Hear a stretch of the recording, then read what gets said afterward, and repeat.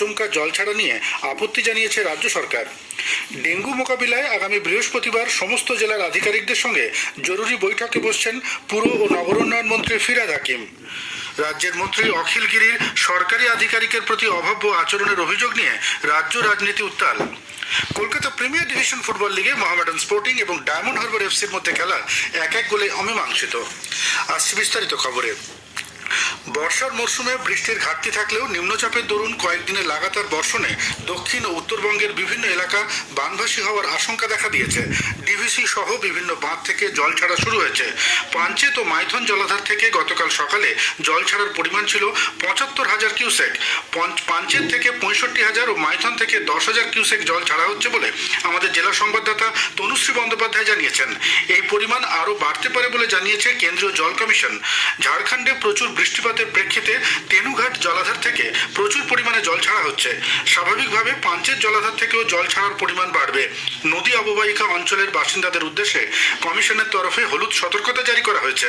বীরভূমের তিলপাড়া বাঁধ থেকেও 5,500 কিউসেক জল ছাড়া হয়েছে। হুগলি জেলার বেশ কিছু অঞ্চল ইতোমধ্যে জলমগ্ন, তবে দক্ষিণবঙ্গের কংসাবতী নদীতে জলস্তর এখনও বিপদসীমার নিচেই রয়েছে। উত্তরবঙ্গে প্রবল বর্ষণের মধ্যেই তিস্তায় জারি হয়েছে হলুদ সতর্কতা। এদিকে আগামী কয়েকদিন ভারী থেকে অতি ভারী বৃষ্টির সতর্কতা থাকায় উদ্বিগ্ন তিস্তা নদী সংলগ্ন এলাকার বাসিন্দারা। জলপাইগুড়ি, দমোহনী ও মেখলিগঞ্জে বাংলাদেশ সীমান্ত পর্যন্ত অসংরক্ষিত এলাকায় সতর্কতা জারি করা হয়েছে বলে খবর। কোনো রকম আলোচনা না করেই ডিভিসি প্রায় 1 লক্ষ কিউসেক জল ছাড়তে চলেছে বলে রাজ্য সরকার অভিযোগ করেছে। গতকাল নবান্নে বন্যা পরিস্থিতি পর্যালোচনায় মুখ্য সচিব ভগবতী প্রসাদ গোপালিকা বিভিন্ন জেলার জেলাশাসকদের সঙ্গে ভার্চুয়াল বৈঠক করেন। এক সাংবাদিক সম্মেলনে মুখ্যমন্ত্রীর প্রধান উপদেষ্টা আলাপন বন্দ্যোপাধ্যায় বলেন, পরিস্থিতি মোকাবিলায় রাজ্য প্রশাসন তৎপর রয়েছে। নিচু এলাকার বাসিন্দাদের সুরক্ষিত জায়গায় সরে যাওয়ার পরামর্শ দিয়েছেন তিনি। এ ব্যাপারে নবান্ন থেকে সংশ্লিষ্ট জেলাগুলিকে প্রয়োজনীয় নির্দেশও দেওয়া হয়েছে। ডিভিসি রাজ্য সরকারকে কিছু না জানিয়ে একতরফা ভাবে প্রচুর জল ছাড়ছেন। আগামী 5-6 তারিখে বিশেষত হুগলি, হাওড়া, খানাকুল, গোঘাট, উদয়নারায়ণপুর, আমতা প্রভৃতি অঞ্চলকে এই ডিভিসির জল ছাড়ার সঙ্গে মিলিয়ে প্লাবিত করতে পারে বলে আশঙ্কা।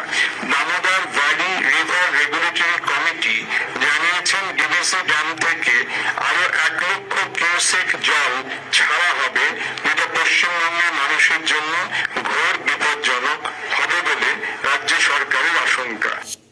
এদিকে রাজ্য প্রশাসন বিষয়টি নিয়ে ডিভিসির দিকে দায় ঠেললেও রাজ্য সরকার বাঁধগুলির রক্ষণাবেক্ষণে আদৌ কোনো কাজ করেছে কিনা সে প্রশ্ন তুলেছেন কেন্দ্রীয় প্রতিমন্ত্রী তথা রাজ্য বিজেপি সভাপতি সুকান্ত মজুমদার।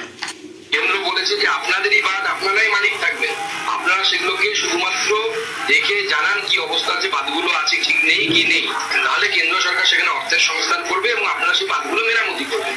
যেরকম হয় 60-40 রেশিওতে কেন্দ্র 60 টাকা দেবে, 40 টাকা আপনি দেবেন মেরামতি। রাজ্যের যিনি ভারপ্রাপ্ত মন্ত্রী আছে তাকে বলবো যে তিনিও বিষয়টি যোগাযোগ করুন।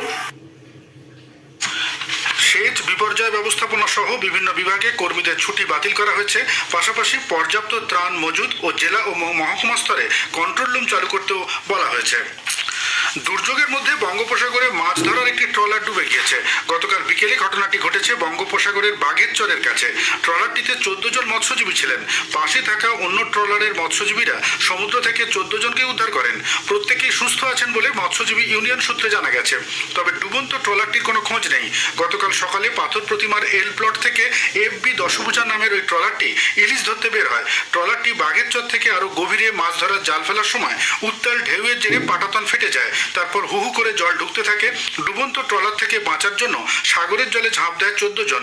পাশের মৎস্যজীবীরা আর্ত চিৎকার শুনে প্রত্যেককে উদ্ধার করেন। রাতেই উদ্ধার মৎস্যজীবীদের নামখানা ঘাটে ফিরিয়ে আনা হয়েছে। অন্যদিকে নিম্নচাপ মৌসুমী অক্ষরেখার সঙ্গে অমাবস্যার কোটালের ত্রিফলায় আতঙ্কিত সুন্দরবনবাসী। সুন্দরবন জুড়ে বেহাল বাঁধ উপচে জল ঢোকার আশঙ্কা করা হচ্ছে। বিশেষ করে গঙ্গাসাগরের সমুদ্রতট, মৌসুমী দ্বীপের বালিয়াড়া, পাথর প্রতিমার গোবর্ধনপুর বা ঘোড়ামারা দ্বীপের নদী তীরবর্তী এলাকায় বাঁধের বেহাল দশা। গত পূর্ণিমার কোটালেও এই এলাকাগুলিতে বাঁধ ভেঙে জল ঢুকেছে। ফের কোটাল এসে পড়ায় আশঙ্কা বেড়েছে কয়েক গুণ। জেলায় আজ বৃষ্টির হলুদ সতর্কতা জারি রয়েছে। দুর্যোগ মোকাবিলায় মহকুমা ও ব্লক স্তরে কন্ট্রোল রুম খোলা হয়েছে। চলতি বর্ষার মরশুমে রাজ্যের বিভিন্ন পুরসভা এলাকায় ডেঙ্গু মোকাবিলায় রাজ্য সরকার বৈঠকে বসতে চলেছে। পুরমন্ত্রী ফিরহাদ হাকিমের সভাপতিত্বে আগামী বৃহস্পতিবার ধনধান্য প্রেক্ষাগৃহে প্রস্তাবিত এই বৈঠকে উপস্থিত থাকার জন্য স্বাস্থ্য পুর দপ্তরের আধিকারিকরা ছাড়াও সব পুরসভার চেয়ারম্যান ও মেয়রদের নির্দেশ দেওয়া হয়েছে। থাকবেন রোগ বিশেষজ্ঞরাও। পাশাপাশি জমে থাকা জল দ্রুত সরাতেও পৌরসভাগুলিকে নির্দেশ দেওয়া হয়েছে বলে পুরমন্ত্রী জানিয়েছেন। 8 তারিখে সব পৌরসভাকে নিয়ে আমি একটা মিটিংও করছি, যেখানে পৌর চেয়ারম্যানদের ডেঙ্গু লড়াইয়ে কি কি করতে হবে এবং এক্সপার্টরা সেখানে থাকবে, যাতে পৌরসভাতে যারা ডেঙ্গুর ব্যাপারটা নিয়ে কাজ করে তাদের এখন আর কি কি করণীয় আছে সেগুলো নিয়ে একটা ওয়ার্কশপ মতো। স্থানীয় সংবাদ শুনছেন আকাশবাণী কলকাতা কেন্দ্র থেকে।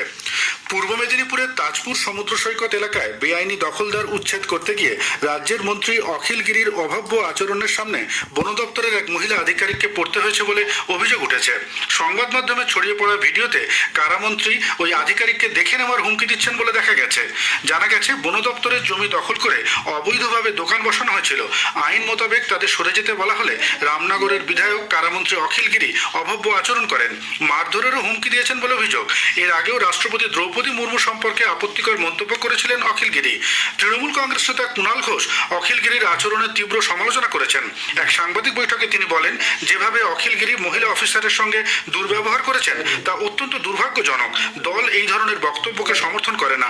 বন দপ্তর নিয়ে কিছু বলার থাকলে সংশ্লিষ্ট দপ্তরের মন্ত্রীকে তিনি তা জানাতে পারতেন। কারামন্ত্রীর মন্তব্যের তীব্র সমালোচনা করেছে বিজেপিও। দলের বিধানসভার মুখ্য সচেতক শঙ্কর ঘোষ বলেন, এটাই তৃণমূলের দলীয় সংস্কৃতি। মুখ্যমন্ত্রীর নির্দেশ মতোই রাজ্য জুড়ে দখলদার উচ্ছেদ অভিযান চলেছে। সেই মতোই ওই মহিলা আধিকারিক তার কর্তব্য পালন করছিলেন। বারবার অভব্য আচরণের পরেও অখিল গিরি কিভাবে নিজের পদে বহাল থাকছেন সে প্রশ্ন তুলেছেন সিপিআইএম এর কেন্দ্রীয় কমিটির সদস্য সুজন চক্রবর্তী। চিকিৎসার গাফিলতিতে পায়েল দাস নামে এক প্রসূতির মৃত্যুর ঘটনার জেরে বনগাঁর ফুলতলা এলাকার শতাধিক বাসিন্দা গতরাতে উত্তেজিত হয়ে বনগাঁ থানার সামনে মৃতদেহ সঙ্গে নিয়ে বিক্ষোভ দেখান। তাদের অভিযোগ, গত বুধবার স্থানীয় আপনজন নার্সিংহোমে সে সন্তান প্রসব করে। তারপর থেকে শারীরিক পরিস্থিতি ক্রমশ খারাপ হতে থাকলেও সংশ্লিষ্ট চিকিৎসক গ্রাহ্য করেননি।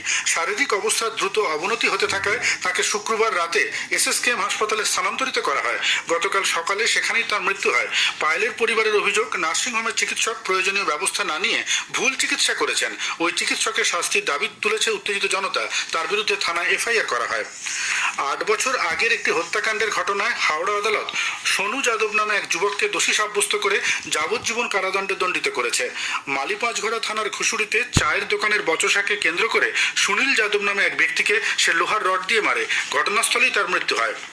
শ্রাবণী মেলা উপলক্ষে পূর্ব রেলের হাওড়া ডিভিশন তারকেশ্বর ও শেওড়াফুলির মধ্যে চলতি মাসের পরপর 3টি সোমবার অর্থাৎ 5, 12 ও 19 তারিখে আরও একটি করে ইএমইউ স্পেশাল ট্রেন চালাবে। ট্রেনগুলি তারকেশ্বর থেকে সকাল 10:03 ছেড়ে শেওড়াফুলি পৌঁছবে সকাল 10:50। শেওড়াফুলি থেকে সকাল 10:58 ছেড়ে ট্রেন তারকেশ্বর সকাল 11:48 পৌঁছবে বলে পূর্ব রেল সূত্রের খবর। সিপিআইএম এর প্রবীণ নেতা, গণতান্ত্রিক যুব ফেডারেশনের বীরভূম জেলার প্রথম সম্পাদক ব্রজ মুখোপাধ্যায় প্রয়াত।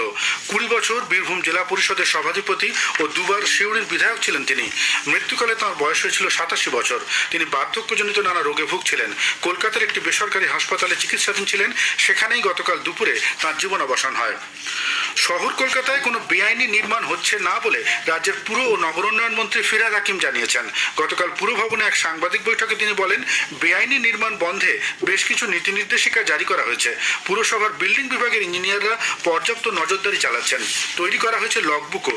পুরসভা এ ব্যাপারে যথেষ্ট কড়া অবস্থান নিচ্ছে বলেও তিনি জানান। কলকাতা প্রিমিয়ার ডিভিশন ফুটবল লিগে নৈহাটি স্টেডিয়ামে গতকাল মোহামেডান স্পোর্টিং ও ডায়মন্ড হারবার এফসির মধ্যে খেলাটি 1-1 গোলে শেষ হয়েছে। বিরতিতে ডায়মন্ড হারবার ক্লাব 1-0 গোলে এগিয়ে ছিল। অন্য ম্যাচে সাধারণ সমিতি 4-0 গোলে আর্মি রেড দলকে হারিয়ে দেয়। মেসারস ক্লাব ও এরিয়ানার মধ্যে খেলাটি 2-2 গোলে শেষ হয়েছে। শেষ করার আগে স্থানীয় সংবাদের বিশেষ কিছু অংশ আরও একবার। লাগাতার বর্ষণে উত্তরবঙ্গের বিভিন্ন এলাকা বানভাসী হবার আশঙ্কা। আজ থেকে 7 দিন বৃষ্টির পূর্বাভাস। ডিভিসির আচমকা জলছাড়া নিয়ে আপত্তি জানিয়েছে রাজ্য সরকার। ডেঙ্গু মোকাবিলায় আগামী বৃহস্পতিবার সমস্ত জেলার আধিকারিকদের সঙ্গে জরুরি বৈঠকে বসছেন পুর ও নগর উন্নয়ন মন্ত্রী ফিরহাদ হাকিম। স্থানীয় সংবাদ শেষ হলো।